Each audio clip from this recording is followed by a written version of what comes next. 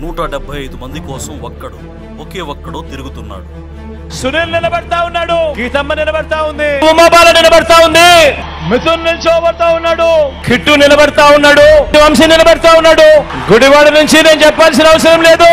మీ చల్లని దీవెనలు ఆశీస్సులు నాడిపై ఉంచవలసిందిగా సవినయంగా కోరుతూ ప్రార్థిస్తున్నాను. ఎంపీ అభ్యర్థిగా నా తమ్ముడు నిలబడతా ఉన్నాడు, రాంబాబు నిలబడతా ఉన్నాడు, మధును పరిచయం చేస్తా ఉన్నాను. మన పార్టీ ఎంపీ అభ్యర్థిగా తాను నిల్చోబోతా ఉన్నాడు. ఒక్కడి కోసం 100 మందికి పైగా పిఠాపురంలో తిష్ట వేశారు. ముఖ్యంగా వర్మ గారికి నియోజకవర్గం నా గెలుపు మీ చేతుల్లో పెట్టాం. ఈ రోజున నేను మిమ్మల్ని అడుగుతున్నాను, మిమ్మల్ని ఆర్థిస్తున్నాను, 2 చేతులు జోడించి అడుగుతున్నాను, నా పిఠాపురం ప్రజలను అడుగుతున్నాను, నన్ను గెలిపించండి.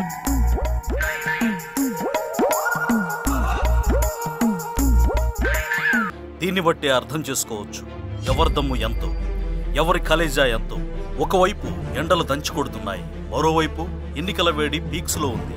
అభ్యర్థుల్లో అలజడి రేగుతోంది. ప్రతి ఒక్కరూ ఫ్యాన్ కింద నిలబడుతున్నారు. ఈ ఎండలకు టీ తాగటం అంటే పెనం మీద నుంచి పొయ్యిలో పడటమే అంటున్నారు. దీనికి తోడు గాజు పగిలింది, 175 ముక్కలైంది.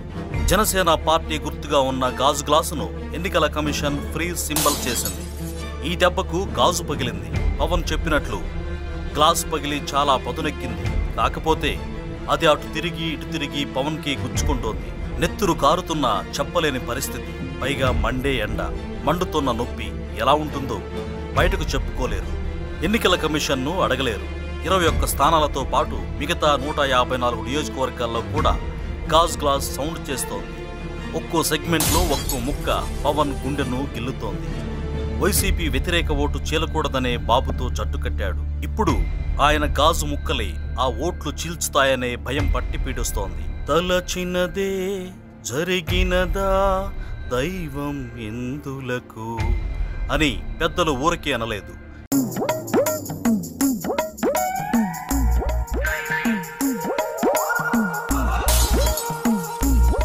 మంచి చేస్తున్న జగన్ను ఓడించాలని అధః పాతాళానికి తొక్కుతానని చెప్పాడు. ఇప్పుడు ఎవరు పాతాళానికి పడిపోయారో ఆయనే తెలుసుకోవాలి. అంతేనా? ఏ జగన్, నువ్వెంత, నీ బతుకెంత అని అరిచి గోలు పెట్టాడు. నాకు మోడీ తెలుసు, అమిత్ షా తెలుసు, వాళ్ళ ఫోన్ నంబర్లు తెలుసు. నాకు కేంద్ర నిఘా వర్గాల సమాచారం ఉంది. ఒక్కటి గుర్తుపెట్టుకో, గ్లాసు పగిలే కొద్దీ పదునెక్కుతుంది. గాజు పగిలే కొద్దీ ఏమో పదునెక్కుద్ది. మన గ్లాసుని బద్దల కొట్టే కొద్దీ ఇంకా పదును తేలుతా ఉన్నాం మనం.